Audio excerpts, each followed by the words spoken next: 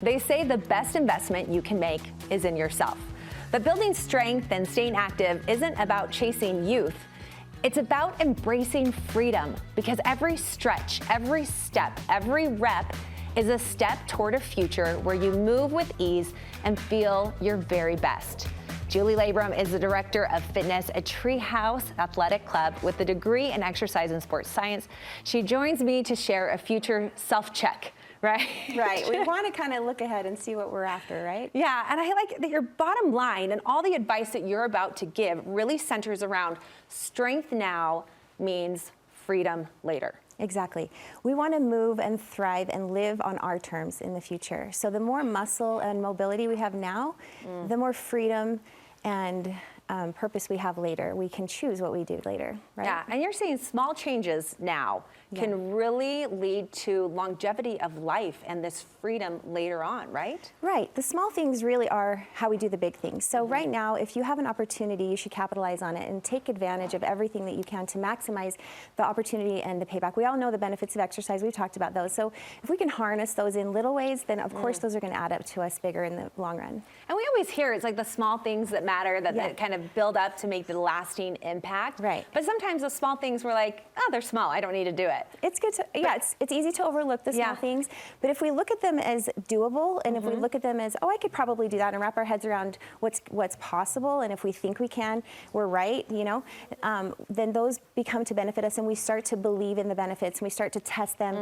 to our benefit. Yeah. Now, if someone's watching right now and says, well, I've never worked out. Like, what's it going to do to, you know, like, how do I even get started? Right. What would you say? It's never too late to create habits? Exactly. You know, our bodies are strong and they respond to activity at any age. So what I would say is just test the benefits. Like I said, try it.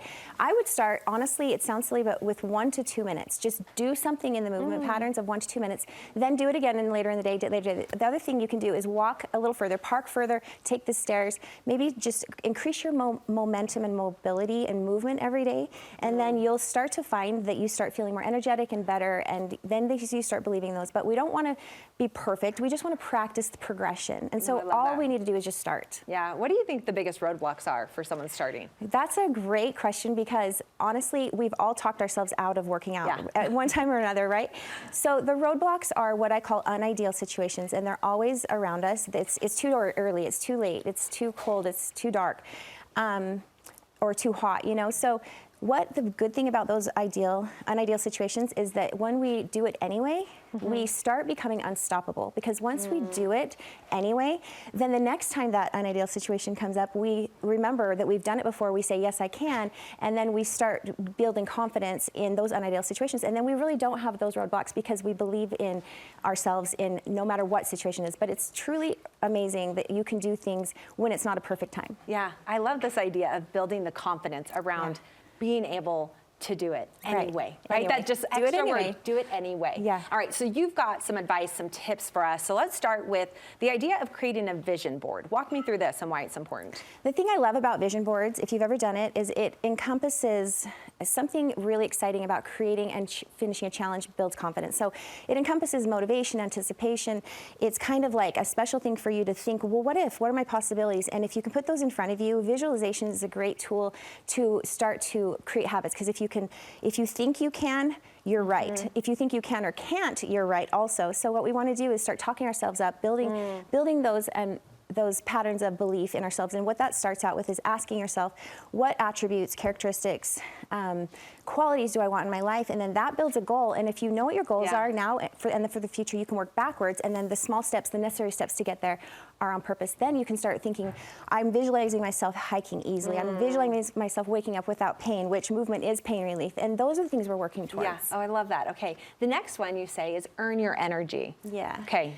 What do you mean by that? So sometimes when we're all motivated and we want to do these vision boards, well, let's be honest, sometimes we're waiting for the motivation and that energy to come to us before we, and we want to be inspired before we make it. But the secret is that energy is created from movement. So you just have to start the movement, and then the energy is earned.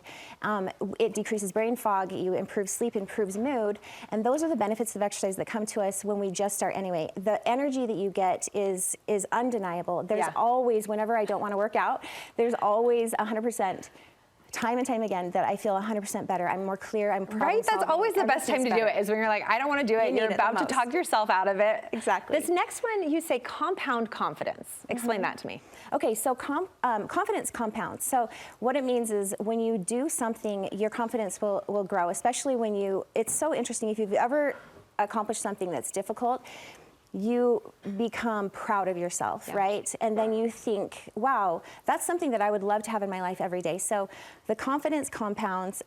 We want to have belief in ourselves. It rewires our brains when we show up for ourselves anyway. It rewires our brains into believing that we can do hard things. That being said, it's not always easy, but that's the best time to show up for yourself, is when it's not easy. Yeah, absolutely. Okay, last one really quick. Rewrite your story. Yeah, sometimes people are like, well, that doesn't really apply to me. I've never really been a fit person. I've started something and quit. I want you to know that you can always rewrite your story. You can start now for a different finish line, a different narrative, and a different end to the story.